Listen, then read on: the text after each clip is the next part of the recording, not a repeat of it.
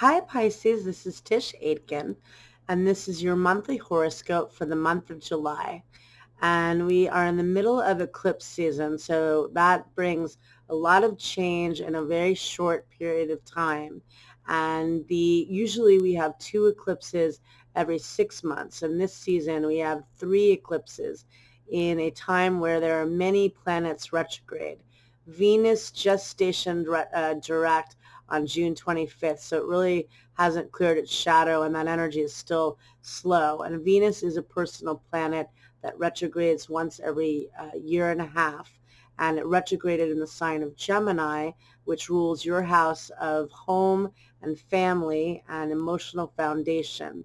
And it retrogrades in this area of your chart and in Gemini every 8 years. So that's a reflective tone. It can bring old childhood memories. It's also a great time for fixing up your environment at home, and Venus will be transiting in that area of your chart until August 8th, but that again is not something that happens that frequently. So that was a big retrograde, and Venus was also out of bounds, which means it exceeds the sun's outer limit by declination, and intensifies the energy too, the Venusian, the creative, the artistic, all of that, but also the emotional part of Venus, I think, because Venus is what we love, and in a tough time, we're all trying to find something to make us happy. And in eclipse season, again, it can raise anxiety, and it's a very pressured time. And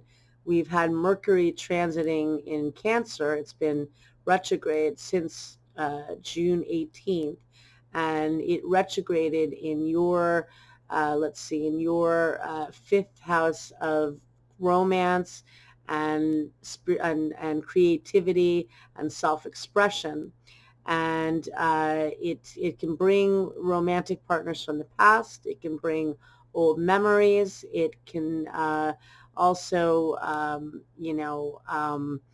bring a sense of figuring out how you want to be more creative. It's excellent for tapping into that. And I think that with Venus still in Gemini, it gives you a lot of options, because that transiting in your fourth house is what helps you get your needs met. And then with Mercury retrograde in the fifth house, it again is reassessing your creativity. And again, you're so creative. And it's also, there was a total solar eclipse that occurred on the solstice weekend in that house, bringing in major new opportunities.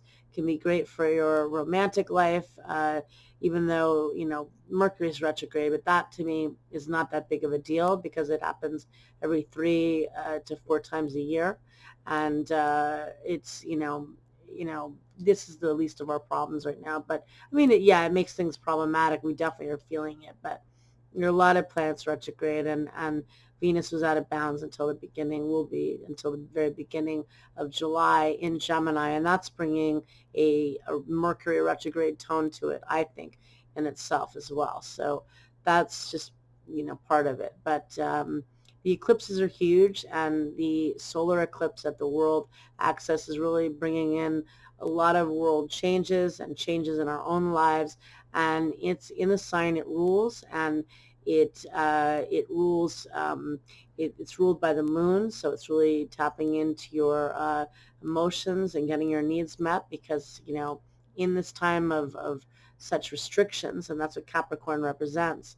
That's a time, it's now a time to really nurture yourself. For all of us, we've been in challenging time for a long time, and it's also now, with all this cardinal energy in the sky, really a time of figuring out how you can get your needs met, and how you can get things accomplished. And the third and final eclipse is falling in the 11th house of friends and groups and networking and social media, and that's at 13 degrees of Capricorn.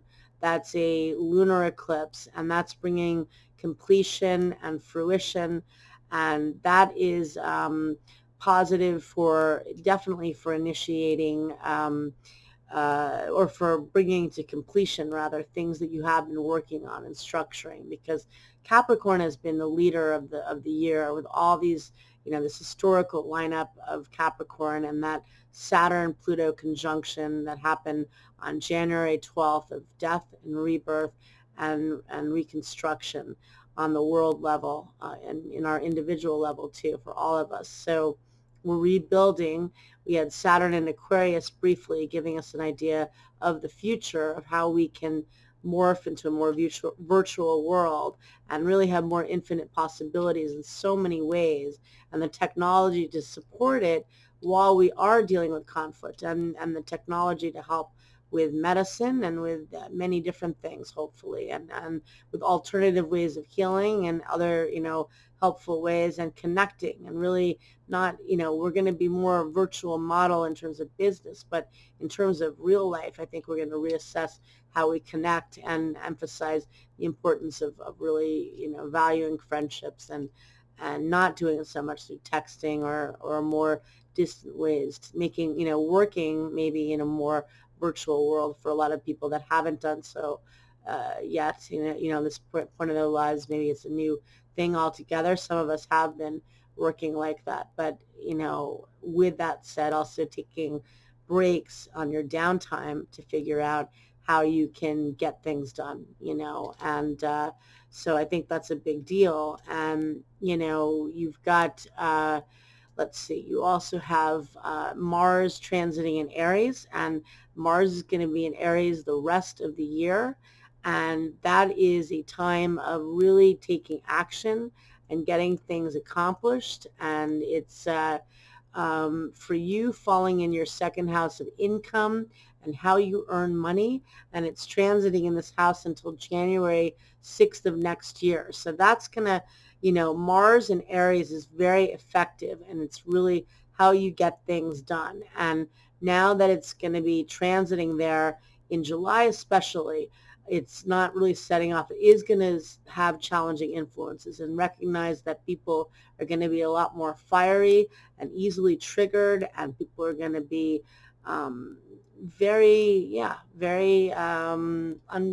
just very impulsive too. And so how you want to channel the energy is get things done, get things accomplished. It's a great time to make money.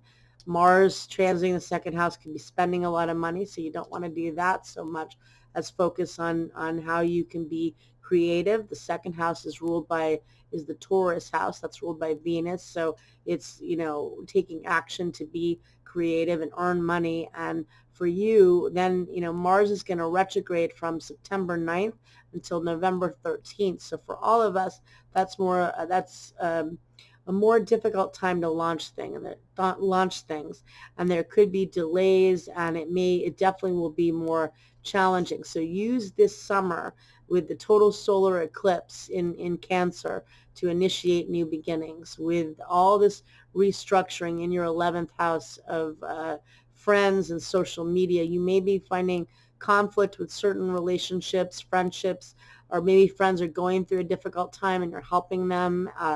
Maybe you're figuring out again how you can, maybe you're looking at new things you want to pursue professionally, or you're in business for yourself and you're learning new ways to market yourself. That's where you really want to channel all this cardinal Capricorn energy, because the more you work with this and structure it, the more you're really going to get benefits from it. And it's going to really, cardinal signs are, Aquarius is the sign of innovation and brilliance and chaos, but cardinal signs like Capricorn and Aries and Cancer and Libra, those are the signs that make it happen and launch. So you want to channel that energy and get things done, and use Mars and Aries to find new ways to create things of value, to help you with your income, and to make it happen.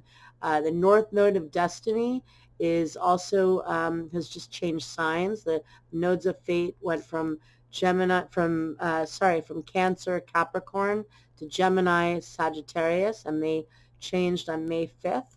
And the North Node of Destiny, where you want to go towards and where you're growing, is in Gemini, and that rules your house of home and family and real estate and emotional foundation. And it's going to be transiting in that area of your chart until January of 2022. So that's an area where, again, you're focusing more. Maybe you're buying a home.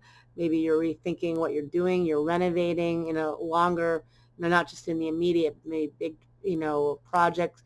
Maybe you're working from home or starting your own business. But big areas around, and you're getting your needs met, your emotional foundation. So that's a big deal.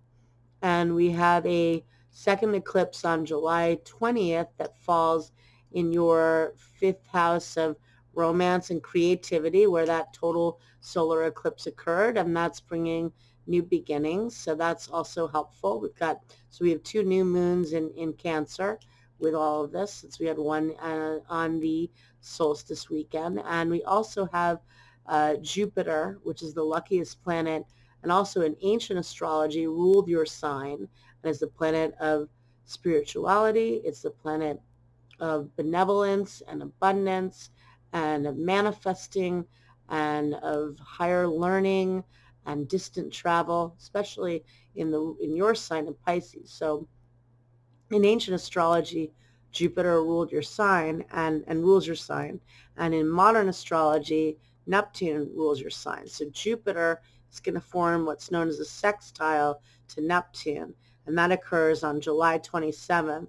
And Jupiter is in your 11th house of friends and groups and community and organizations, and definitely social media and networking in that manner, forming an aspect of opportunity to Neptune, which is transiting in your house of self and new beginnings. And that's a really manifesting and creative energy, and really a good time for you to I think, network, especially with Mars and Aries, and having this be a time of taking action. And there are some times where Mars, I want you to also recognize Mars is going to be, as I mentioned, very combative and fiery in Aries. It's great for getting things done, but it's out for a fight and doesn't back down. So you want to pay attention that in the beginning of August, Mars is going to start to clash with Saturn and Jupiter, and then it's going to trigger the Saturn-Pluto conjunction that occurred